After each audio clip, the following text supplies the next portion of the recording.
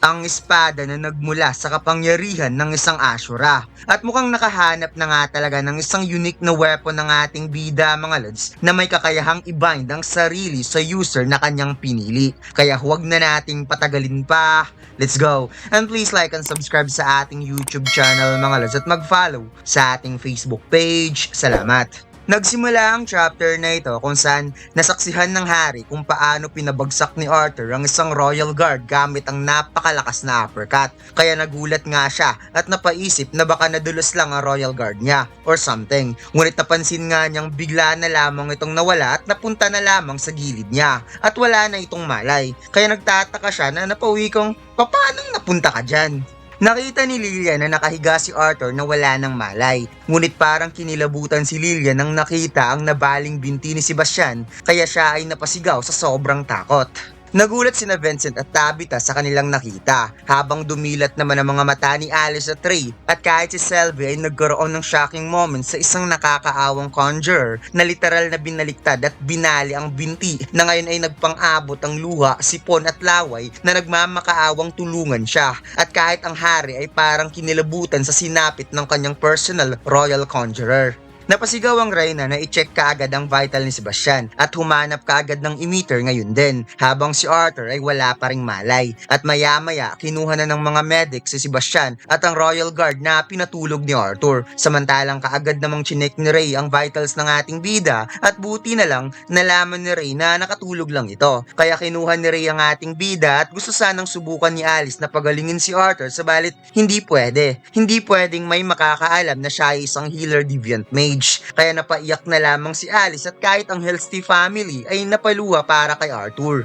Unti-unting nagbukas sa mga mata ng ating bida at na-realize niyang nasa kwarto na pala siya. Ngunit napahawak si Arthur sa sakit ng kanyang ulo at nag-wonder pa rin siya kung bakit siya napunta sa kwarto niya. Ngunit ang huli niyang naalala ay si Sebastian na lumuluhang nagmamakaawa sa kanya. Kaya na-realize ni Arthur na ginamit pala niya ang static void at na-overdue niya ang paggamit nito na himatay tuloy siya. Kaya malaki talaga ang kanyang pasasalamat kay Sylvia dahil nagagamit niya na ang static void matapos niyang ma-unlock ang acquire phase ng Dragon Wheel.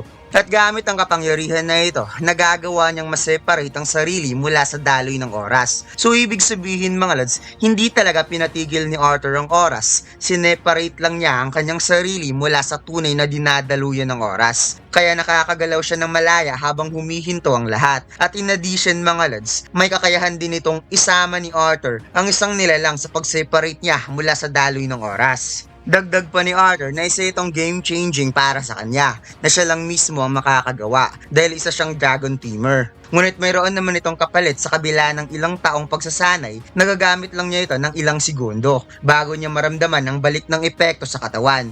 Naisip ni Arthur na nalampasan niya na ang kanyang limitasyon at ito ang unang paggamit niya ng static void sa isang tao. Kaya sa lahat ng nangyari, ang masasabi niya lang ay sinuwerte pa rin siya dahil ang kinahahantungan lang niya ay nawalan lang siya ng malay. May narinig si Arthur na nagpupumilit itong si Selby kay Alice na pumasok siya sa kwarto ni Arthur at dito'y tuwang-tuwa nga ang cute na mana beast nang nakita niya si Arthur na ayos na ang pakiramdam habang si Alice naman ay hindi makapaniwalang gising na ang anak niya. Kaya kaagad niya itong niyakap dahil sabi daw ng doktor na walan daw ito ng malay dahil sa gulat at magigising lang daw ito mamaya. Ngunit napaisip si Alice na nagkamali ata ang doktor na yon dahil 8 hours na nakatulog ang anak niya. Habang si Arthur naman ay parang nalungkot dahil pinag-aalala na naman niya ang nanay niya. Napatanong si Alice kung okay na ba talaga itong si Arthur. Kaya wika ng ating bida na 100% okay na talaga siya. At natanong niya kung ano ang nangyari matapos siyang mawalan ng malay. Sinabi ni Alice na halos silang lahat ay naguguluhan sa isipan, especially sa mga bata. Kaya ang King at ang kanyang pamilya ay ang unang umalis at si Ray naman ay kasalukuyang nasa living room kasamang representative ng King para i-discuss kung ano ang nangyari. Pagkatapos, lumipat ang eksena kung saan bumaba na si Arthur papuntang living room at narinig nga niya ang pag-uusap ni Ray at ang representative ng hari na sinabi nga dito ni Ray na hindi ito ang bagay na babayaran lang ng pera dahil ang anak niya ay muntikan ng mamatay. Binuksan ni Arthur ang pintuan at kaagad napansin ng dalawa ang pagdating ng ating bida. Kaya kaagad nilapitan ni Ray ang kanyang anak at ipinaliwanag na ang representative ng King ay nagbigay ng few gold coin bilang apology sa nangyari at parang ipinapakita daw na isa lang itong maliit na insidente. Nagpakilala ang representative ng King na siya si Mr. Cogright at sinabi na sa ngalan ng Majesty na parito siya upang ihatid ang taos-pusong pakikiramay sa nangyari ngayong araw. Kaya sinabi ni Arthur sa sarili na dapat kumalma lang siya at magkunwari na siya ang biktima dito. Sinabi ni Mr. Cogright na nabanggit niya na kay Ray ang lahat, ngunit gusto rin niyang ipaalam na ang dalawang Royal Guard na umatake kay Arthur ay tinanggal na sa kanilang posisyon. Narekta namang sinagot ni Ray na napawikang linawin nga natin to. Muntik nang namatay ang anak ko at pinaalis lang sa posisyon ng parusa na ibinigay ng hari. At kaagad namang napatugon nitong si Mr. Cogright na mas mabuti na yon dahil dapat tandaan ni Ray na si Arthur mismo ang unang nagsalita na wala sa lugar sa harap ng Majesty. Kung kaya't nagkainitan na para bang nag-alas sa Kuragi at Rukawa moments ang dalawa. Sinabi ni Arthur na ayos lang yun ama. Hindi naman mali si Mr. Cogright. Wala siya sa lugar sa moment na yon. At saka hindi naman siya nasaktan. Kaya hayaan na lamang nila ito. Napatanong si Arthur kung ano ang nangyari sa Conjurer na nabali ang tuhod. Sinabi ni Mr. Cogright, si Sebastian ay tinanggal na sa kanyang posisyon at ang injury nito ay kasalukuyang ginagamot. Kaya patakip bibig na tinanong ni Arthur kung nalaman ba nila kung ano talaga ang tunay na nangyari sa binti ni Sebastian. Wika ni Mr. Cogright na nung gumising daw ito, sinabi ni Sebastian na si Arthur daw ang nanakit sa kanya. Kaya napawat nga itong si Ray na napasabing papanong nangyari yun. Napaubo si Mr. Cogright at sinabing patapusin mo muna ako, Mr. Lewayne. Paliwanag niya na bagamat sinabi ni Sebastian ang bagay na yon, base sa kanilang investigasyon sa natitirang mana galing sa staff ni Sebastian, naniniwala silang ang mana na pinakawalan ng unang night na siyang unang umatake kay Arthur ay tumalbog lamang at naapektuhan ng spell ni Sebastian, kung saan napaseryously nga ang ating bida dahil parang sinwerte na naman ata siya at magtatapos lang sa ganito ang ginawa niya. Umalis na si Mr. Cogright at natanong nga ni Arthur kung ano ang gagawin nila sa gold coin na to. Wika ni Ray na si Arthur ang muntika ng mamatay at saka kakailanganin din nito ng pera para makapagsimula sa pagiging adventurer. Kaya ngayon kailangan na nitong bumalik sa kwarto at muling matulog upang makapagpahinga. At bago pumunta sa kani-kanilang kwarto, tinawag muna ni Ray si Arthur upang sabihing nice punch kid. Kaya napangiti ang ating bida at napafist back sa kanyang ama. Tinago ng ating bida ang pera at sobra siyang nagpapasalamat na tapos na ang problema kay Sebastian. Subalit na-realize niya na dapat mas lalo siyang mag-iingat dahil sa mundong ito, isa pa rin siyang bata. Ngunit mag-iiba na ang lahat kapag magiging adventurer na siya gamit ang maskara na to. At sinabi nga ni Arthur na kapag masusuot niya na ang maskarang to, mukhang hindi na siya magpipigil. Ang isa sa pinakamaangas at sobrang simpleng design, ang pinakabagong John Mac anime t-shirt, ang The Strongest Duo. At hindi mo pagsisisihan ng bago nating John Mac t-shirt na 220 GSM na may 100% cotton. At ang DTF na sobrang tingkad ng kulay, available na ang design na ito sa ating Shopee Store at TikTok Shop. And by the way mga lads, mayroon tayong promo na buy 3 plus free. Kaya huwag na nating patagalin pa, bili na. Pagkatapos lumipas ang ilang araw, nagtipon-tipon ng lahat ng Twin Horn member sa isang restaurant kasama ang buong pamilya ni Arthur. At dito'y natanong nga ni Ray kung sino ang gustong mag-volunteer para samahan si Arthur. Sinabi kaagad ni Adam na pass muna siya dito dahil ugali niya talagang hindi marunong mag-alaga ng bata. At saka baka balang araw bigla siyang patayin ni Arthur habang natutulog. Kaya parang mga minions ang Twin Horn na ini-imagine na mangyayari ang bagay na yon. Habang si Arthur ay napatawa na lamang. At dagdag pa ni Adam na ang inaasahan niya talaga dito na sasama kay Arthur ay itong si Helen at Dorden. Napakamot si Ray na sinabing sa totoo lang, wala sila gaanong maibibigay na malaking halaga ngunit siya at si Alice ay handang mag-compensate as long as kaya nila. Napangiti si Dorden dahil hindi na nila kailangan. Pamilya naman ang turingan nila sa isa't isa at saka gusto niyang samahan si Arthur na makita ang paglago nito. At dagdag pa ni Helen na hindi na nila kailangan ng pera dahil malaki naman ang kinita nila sa huling dungeon raid. May biglang nagtaas ng kamay na napasabing siya ang sasama kay Arthur na sobrang ikinagulat ng lahat dahil minsan lang ito nagsasalita at ito nga ay si Jasmine. Napatanong si Angela kung okay lang ba talaga para kay Jasmine dahil alam niyang mas ayaw nitong may binabantayan kaysa kay Adam. Nasagot naman nitong ayos lang sa kanya since si Arthur naman ang babantayan niya. Napakomento itong si Helen na sa totoo lang, si Jasmine nga pala ang pinaka-suitable na maprotektahan si Arthur. Dahil itong si Jordan, effective lang mostly sa defense area for large parties. At siya naman ay hindi talaga suitable sa skills niya ang pagiging protector since isa siyang archer. Napatanong si Alice kung sigurado ba talaga itong si Jasmine at napathumbs up nga ito na ipinakita ang kanyang nonchalant expression na ayos lang talaga. Pagkatapos, nakauwi na sa mansion sina Arthur. At sa pagpasok nga nila ay nagulat nga sila dahil nag-meditate mag-isa itong si Lilia. Kaya nainis tuloy si Ellie dahil hindi daw patas na mag-training si Lilia na wala si Ellie.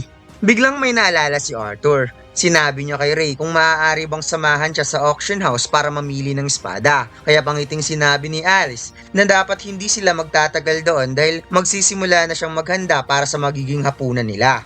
At maya-maya, dumating na nga itong si Arthur sa auction house, kung saan magkasama na nagtatrabaho ang mag-asawang Helsty para i-monitor ang kanilang mga artifacts. Sinabi ni Arthur na ito rin yung unang pagkikita nila sa mag-asawang Helsty mula nung nangyari ang insidente, kaya di talaga maiwasang may tanong ang patungkol sa kalagayan niya. Kaya sinikap niyang iparamdam sa kanila na ayos lang talaga siya at masaya siyang tapos na ang lahat. Pero hindi pa rin sila natuwa sa nagiging asal ng hari regarding sa insidenteng yun. Napadismaya nga ang mukha ni Vincent dahil sigurado siyang pansamantala lang ang pagtanggal sa posisyon sa dalawang gwardya at kapag lumamig daw ang issue, hindi magtatagal ibabalik din sa pwesto ang dalawang yon. Nadagdag pa ni Ray, naisip rin niya ang bagay na yan. Napaubo si Arthur para putulin ang chika ng dalawa at sinabing naparito sila para maghanap ng espada bago siya mag-take ng application test doon sa Adventurer Guild. Kaya kaagad dinala ni Vincent si Arthur sa storage ng mga weapon kung saan sobrang namangha ang ating bida sa kanyang nakita sa napakalawak at napakaraming iba't ibang weapons na inilagay sa iisang kwarto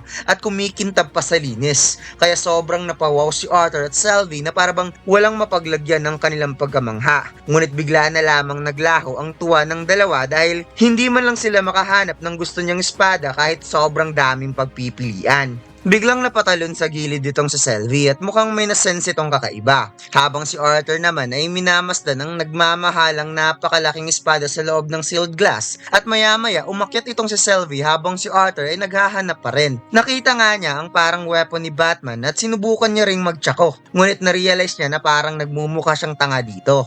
Napansin ni Arthur na pumasok itong si Selby sa ilalim, kaya tinanong niya kung may nahanap ba itong kakaiba. At kinagat nga ng cute na manabis ang isang itim na stick at napasmile kay Arthur.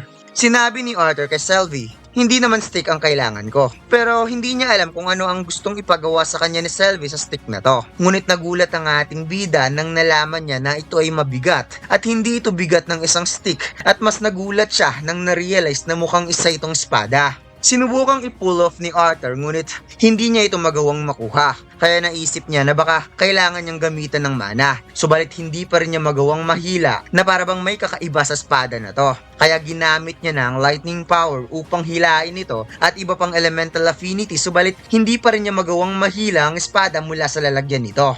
Naisip ni Arthur na kung hindi ito ma-unlock gamit ang isang specific na elemental affinity, biglang naisip ni Arthur ang isang bagay at napatingin siya sa kanyang braso at dito niya na-realize na what if ito ang magpapagana. Ipinikit ni Arthur ang kanyang mga mata at gamit ang beast wheel ni Sylvia, muli niyang sinubukang hilain ang espada mula sa kaluban at dito'y bigla na lamang nag-click to unlock ang weapon at unti-unti niya itong hinila kung saan sobrang na-amaze ang ating bida sa napaka-unique na espada na parabang gawa ito mula sa isang diamond glass kaya kaagad niya itong binagwis sa ere at bigla siyang napalunok dahil habang tinititigan daw niya ang napakalinaw na espada na may berding talim, hindi daw niya lubos maisip kung gaano kaganda ang sandatang ito na parabang hindi ito ginawa para sa pakikipaglaban. Subalit bigla ngang na-stumble si Arthur dahil ang weapon na ito ay mabigat pa rin para sa kanya. Nakita ni Arthur ang isang barrel kaya humingi siya ng sorry kay Mr. Helsty dahil gusto niyang masubukan ang sandatang ito. Kaya pagkatapos ng isang slash, nakita niyang parang pangkaraniwan lang ang lakas nito at ang pangit pa ng hiwa. Kaya muli siyang napatitig sa espada ngunit napansin niya na may salita palang nakaukit na parabang may pangalan na Dawn's Ballad W. Key IV ang espadang ito. Ngunit nang binanggit niya ang pangalan, bigla na lamang itong nag-electrify at nagkaroon ng sugat ang kanyang palad at kumonekta ang kanyang dugo sa handle mismo ng espada. Nag-alala tuloy si Selby sa kanya, kaya sinabi niyang okay lang siya at napatanong kung ano ang nangyari. Ngunit napansin nga niyang umuusok ang kanyang dugo sa handle ng espada at unti-unti itong naglaho. Kinuhang muli ni Arthur ang espada at napadilat na lamang siya dahil biglang nagbago ang bigat nito na parabang umayon sa gusto niya. Kaya muli niyang sinubukang iwas-iwas na parabang nasa tunay na laban at narealize niya na hindi lang pala bigat ang nagbago sa espadang ito, pati rin pala ang haba ng blade ay umikli upang bumagay sa maliit niyang katawan. Muling nilapitan ni Arthur ang barrel at napaisip na sa dami na ng espada na dumaan sa kanyang kamay, mga priceless swords na ilang dekada niyang hinawakan, ngayon lang siya nakahawak ng ganitong weapon na parabang nilikha para sa kanya. Kaya muling nagsagawa ng slashing attack si Arthur towards barrel kung saan isang napakapino at napakalinis na slashes ang kanyang nalikha at nagkaroon pa ito ng ilang segundong delay bago tuluyang nahati ang barrel. Nashock si Arthur sa clean cut na nagawa niya at sinabi na bagamat napakabihira na may mga master swordsmith na kayang lumikha ng mga staff or wand na kayang makipagban sa isang user at ang mga ganitong weapon ay kusang umaangkop sa user upang mapadali ang pagmanipula ng mana sa pagitan ng weapon at nagmamay-ari nito. Ngunit ni minsan, hindi pa niya nabasa ang ganitong kaso kung saan ang espada mismo ang may kakayahang makipagbind itself sa user. Kaya naalala niya tuloy ang nakasulat sa pangalan ng espada na W. Key IV at napatanong kung sino kaya ang taong to. Biglang narinig ni Arthur na tinatawag pala siya ni Ray at kailangan na daw nilang umalis. Kaya kaagad tumakbo ang ating bida at naghanap ng weapon sa gilid at kumuha na lamang ng random na espada na babagay sa kanya. At parang nagets na nga ni Selby ang pinaplano ni Arthur. Napatanong si Ray kung nakahanap na ba si Arthur ng espada na babagay sa kanya. Kaya binigay ng ating bida ang espada at sinabing hindi naman ito gaanong maganda ngunit gumana naman sa kanya pagkatapos niya itong mawasiwas ng isang beses. Napatanong si Ray kay Vincent kung magkano ba ang espada na ito. Nasagot naman itong nilagay nila yan sa auction pero walang kumuha kahit napakamura na. Kaya sinubukan ni Ray na mag sword stance upang malaman kung ayos ba ang espada na ito. Kung saan napatanong si Vincent kung ano ang masasabi ni Ray sa espada. Wigan ni Ray na hindi niya masabi na okay dahil ang weight distribution ay medyo off dahil magaan. Ngunit para kay Arthur sigurado siyang bagay ito sa size ng anak niya. Subalit biglang napansin ni Vincent ang kakaibang stick na nasa gilid ni Arthur kaya biglang ang pinagpawisan ng ating bida at sinabi sa sarili, kumalma ka lang Arthur, huwag kang magpapahalata. Kaya sinabi niyong nadaanan ko to kanina at mukhang mabigat kasi kaya naisipan kong perfect ang stick na ito pang practice at pati na rin itong si Selby sumabay na rin kay Arthur. Uwi ka ni Vincent na hindi pa niya nakita ang stick na to noon. Kaya tinanong niya ang kanyang assistant na si Jimson kung may record ba ang cane na to. At naalala nga ng kanyang assistant na mayroon siyang narinig na kwento galing sa merchant patungkol sa stick na to na bigla daw itong inihagis ng isang matanda at ibinulong na wala daw sinumang karapat-dapat. Dagdag pa niya na pinatingnan niya na ito sa mga inspector subalit sa totoo lang, mukha lang talaga itong matibay at matigas na baston. Perhaps kung humanap sila ng isang high-tier artificer para malaman talaga nila. Humingi ng tawad si Arthur kung isa itong mahalagang item. Naisip lang kasi niya na bagay sa kanya ang stick na to kung saan isang kumikinang na mukha at napaka-inosenteng bata ang ipinakitang imahe ni Arthur na napasabing, Uncle Vincent, pwede bang akin na lang yan? Napahawak sa ulo si Vincent na parabang nahiya siya kay Arthur at sinabing hindi na kailangan mag-sorry dahil nag-iipon lang yan ng alikabok dito. Kaya sa'yo na yan. Nasagot naman ng ating bida. Thanks Uncle Vincent. Kaya umalis nga itong si Arthur na may ngiti sa labi na napasabing success habang si Vincent ay parang kinilig na tinawag siya ni Arthur na Uncle Vincent. At dito lang nagtatapos ang chapter na ito mga lads. Huwag mo sanang kalimutan mag-like, comment at mag-subscribe sa ating YouTube channel at mag-follow sa ating Facebook page. Salamat!